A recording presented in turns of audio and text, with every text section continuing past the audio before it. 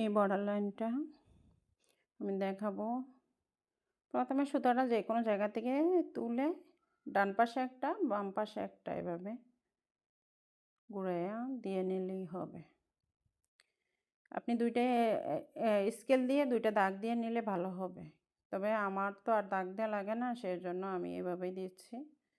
আপনাদের আরও সুন্দর হবে যদি দাগ দিয়ে নিতে পারেন। এরকম করে একটা বর্ডার লাইন করা যায়। বর্ডার লাইনটা দেখতে সুন্দর লাগে।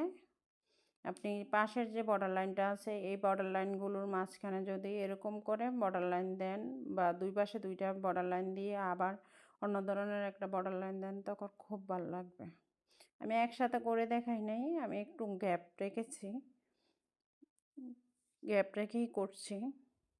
এটা একদম সহজ, খুব দ্রুত হয়ে যায়। আর আপনার কাছাকাছি যদি আপনি দেন, আমি কাছাকাছি দিচ্ছি, কাছাকাছি যদি দেন তাহলে সুতাটাও বের হয়ে থাকবে না, খুব দ্রুত হয়ে যাবে।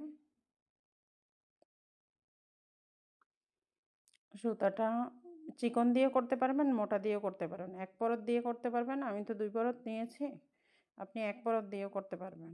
এক পরত দিয়ে করলে আপনার চিকন চিকন হালকা হালকা হবে, তখন আরও ভালো লাগবে।